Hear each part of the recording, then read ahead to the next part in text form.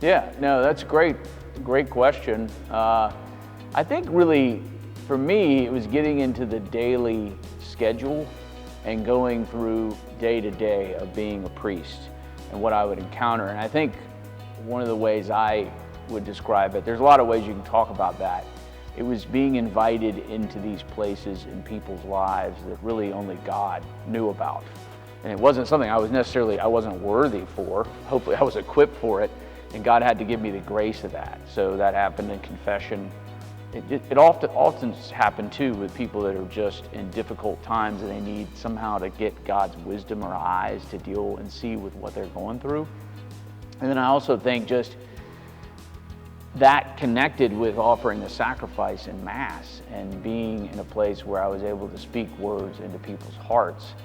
In funerals, daily Mass, Sunday Mass, in special Masses, weddings, that really was that was the only time that they were going to really be able to hear God and put His vision and His understanding around what they were going through, whether it was joy or whether it was sorrow, whether it was pain or whether it was loss.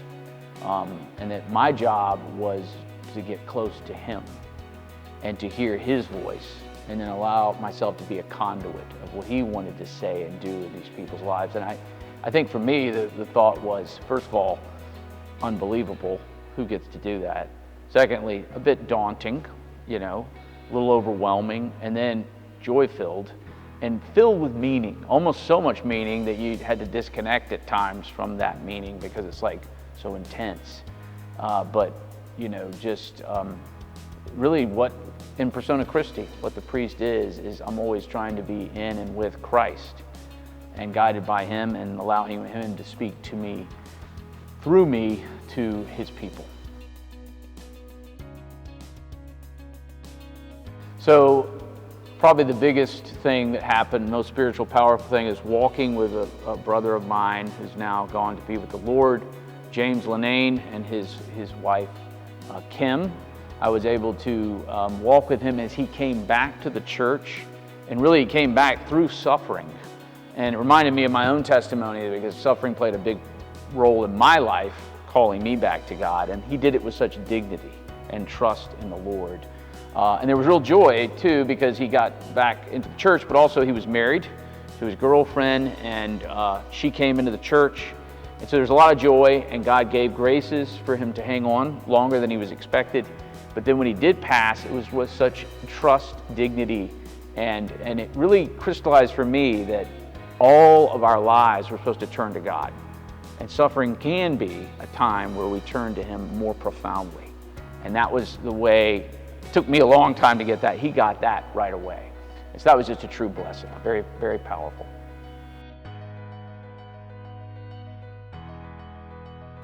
So one of the funniest things happened, okay, so this is in no way intentional. I'm emphasizing that. I know some people are watching this, but I was on this diet, and that was a big thing. I was always on a diet throughout. I finally did lose a little bit of weight. But this diet, you had to eat a lot of meat the first few days. You know how men are. I don't cook. So I was going out looking for a place to eat. I went to Longhorns, and this was back in the COVID was really, really bad at these times, so there was nobody there. So I couldn't wait forever.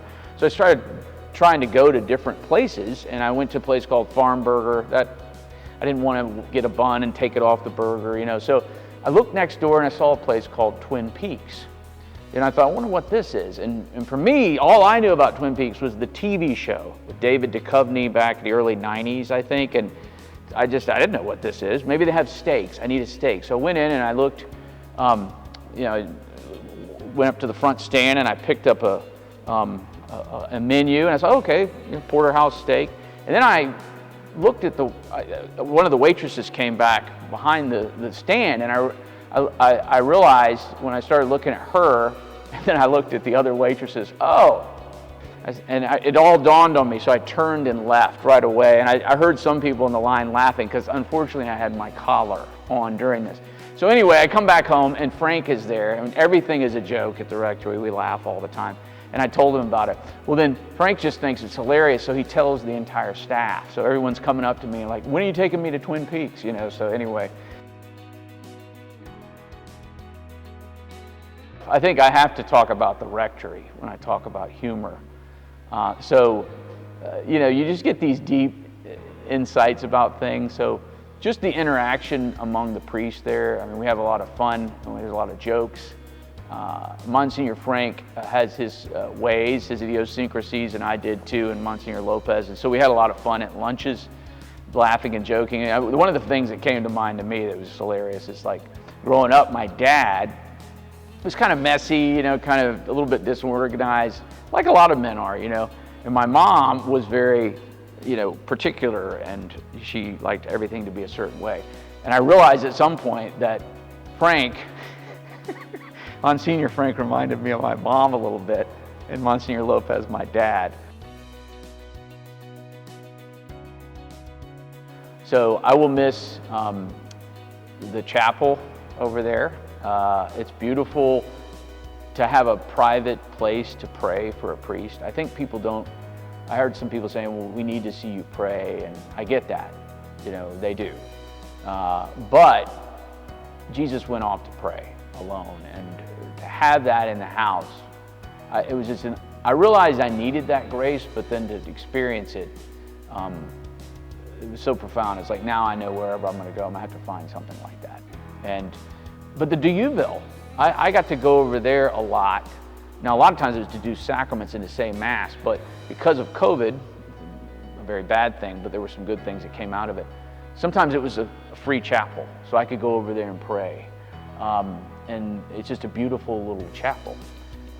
And I think also I will miss,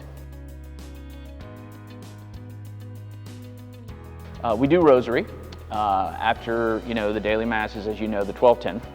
And I was doing my rosary, and this particular day, I decided to face the altar while I was doing it and sit in a chair. I don't know why I was doing that. I did that a few times.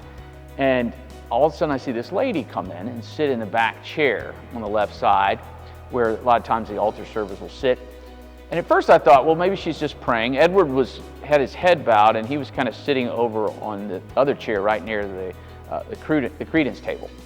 And then, she stood up, and again, at this point I think she's just there praying. But then she goes into some sort of weird move, like kind of like this thing. And it was like one of these yoga moves. And then she started bending down and standing up, and then I thought, okay, we've got an issue here at this point. What was funny though is Edward is head bowed the whole time in his cassock right after Mass. He looks up, looks right at her, and then bows his head and keeps praying. So finally some parishioners kept seeing her do this, and they helped her. They were nicely and compassionately escorted her out. And when she walked by me, she said, "Don't ever let God down." So that happens. Yeah. Your favorite thing at any parish is going to be the faithful people.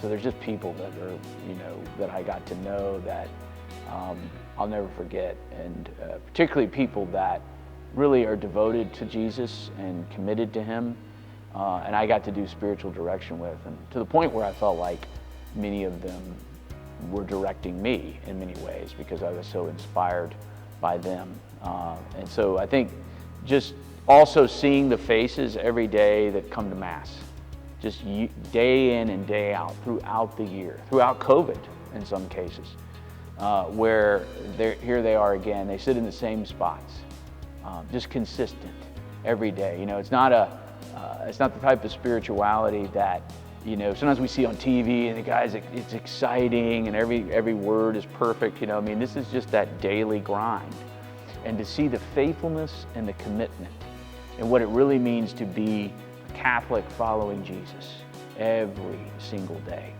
So I think that I'll miss that, and I'll miss those faces coming up and receiving communion from me, and coming to confession all the time. There's people, the same faces, the same people. The school, we don't have a school where I'm going. I love the children. Couldn't always get in the classrooms, but I always love to go out and say hello in the morning. It's just fun, because kids are very different at different ages. The middle schools were like, who's this guy? I'm still asleep. Why is he asking, saying things to me? You know how you are when you're in middle school. But then the kids, they were always happy and coming up to me and everything. And I'll really miss miss that. I love after Mass, seeing all these people coming out and being able to greet them. Now, I know I'll have that where I'm going, but you don't really get to do it the way you are here because there's so many people here. You get to greet so many people as they come and leave after Mass. I will miss the choir at 10:30. We didn't get a lot of that because of the COVID. Everything got canceled for so long, but I really grew to appreciate that 10:30, the sacred music. You just don't get that in a lot of churches because we don't have the resources for that. And I felt like Kevin did a really good job with that Mass when the choir was there with Sudi Ann and all the gifted people that we had, the musicians. So I also love, even though it's a different kind of Mass at 4 o'clock, 6 o'clock, they had their own personality. But I think I really grew to appreciate, the sacred music of the 10:30, and how that allows us to worship the Lord in a very beautiful way.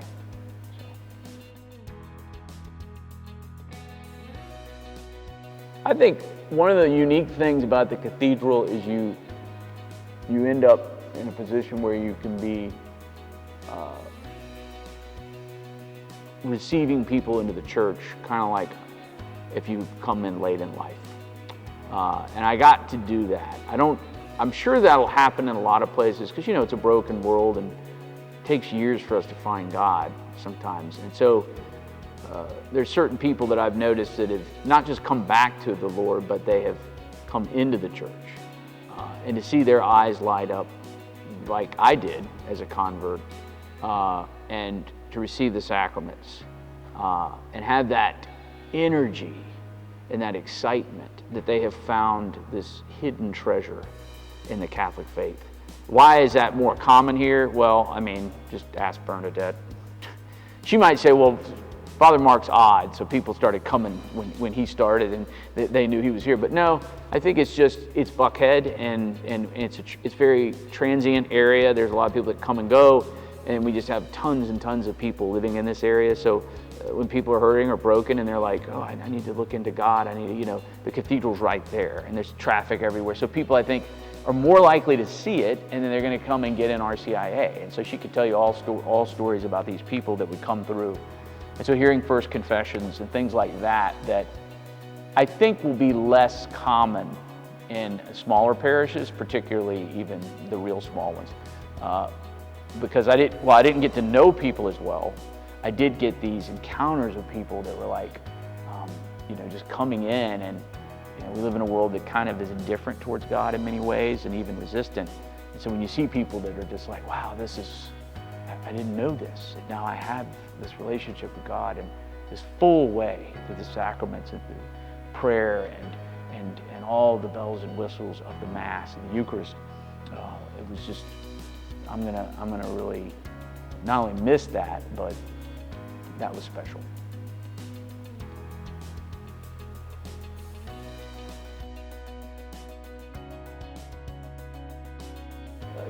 Catechism says love is to will the good of the other for the sake of the other. So I really hope that people who encountered me and worked with me or walked with me in some period of time in their lives, or maybe just met me one time, maybe it was in confession or they went to a Mass, that they would be able to see, I would hope, this guy really wanted what's best for me. Now, they may even say, I don't agree with some of the things he said, and I didn't even like the way he said it, but I think he had the intention to do what was right for me, to fulfill a need that he thinks I have, based on his relationship with God and his call into the priesthood and the way he's been graced and gifted. So I would hope that the people would see that, because that's what I'm always aiming to do. I know with married couples, I think some of the couples that would get me would be like, oh wow, this guy's asking us to do a lot of these things. Because I really believe it's an opportunity to evangelize. A lot of people have been away from the church, now they're getting married, and so really an opportunity to get them to where they really live their faith. So they have to hear some challenging teachings and some ideas. Well, I don't shy away from those because I think it's a great opportunity. And I felt like the couples, some of them probably were like, why are we doing this, But many of them, I think, while it was a little uncomfortable at times, I'm never ugly, but I do challenge. I think they were saying, he really does care about us and he wants what's best for us. And I think that's what a father should be, and that's what I hope people saw in me. I just want them to have access to everything they need to grow close to the Lord. So, I think Frank would probably know that if he asked me what to do, I would have all these teaching ideas. Bernadette would probably tell you that as well. We need to do all these videos with Tim, and we need to have these different prayer groups and things like that. But there are a lot of things going on. But that I think maybe that we make the faith as accessible as possible to the average, ordinary person, and attractive as we can. That whoever is here, whatever the priests are. So not by watering it down or making it something it's not, by articulating it and presenting it to people in the most beautiful, truthful, and good way. I always think what I'm trying to accomplish is to inspire people to become self-inspired or self-driven with regard to their spirituality. I don't mean like an individual, I just do my own thing, but like I want to dig deeper. I want to live deeply, and that means to follow Jesus in an intimate way, have a real relationship with him. So anything I could say or do or witness by example or teach, a lot of the encounters with me saying something or teaching or articulating something that could allow someone to go, wow, I didn't know that. That's really interesting. Wow, our faith really is beautiful. I need to take a deeper look at that. Because I really think it's in those moments where we begin a habit of reflecting and thinking deeply about why am I here, who is God, and what is he calling me to do, and how does he feel about me, how does he see me in a relationship, as an individual, but in the context of a family and a parish. That's where lives change. That's where we are truly transformed, become the people that God created us to be. I want to thank everyone. I'd like to thank everyone just genuinely, you behind the camera there, Tim, and then people like those around Monsignor that help him. They help me so much, Trish, Kim, who does such a great job, a very challenging job with running this place, basically. And then obviously Molly and Monsignor Frank, Monsignor Lopez, who's kind of traveling with me. That's the area I'm going to be. But all those people help bring out of me what God wants to bring out of me as a priest, which is the Father, which is his Son. And you can't really do it outside of that context. And the faithful here that are really committed, and all the staff, that I got to know at the school, particularly the immediate staff. Elizabeth, too, who is always doing our schedules, and I don't know how she does that because, this place is crazy with masses and liturgies. Nobody has what we have here. So I just have to thank you and putting up with me. I know every young priest has I don't care who they are, they could be the most holy young man in the world. They're walking into kind of a different context, and so they're just going to have different conceived notions and expectations, and when they're not met, they can react in strange ways. I'm sure I did some of that. So thank you for being patient and merciful, and just thank you for supporting me. And you really are cared for well here. I think that a lot has to do with Monsignor and just his mindset. As a priest, you get a lot of care. And the people do that, the staff does that, and he does that, and it's just modeled down the road. And priests don't have, they're not married.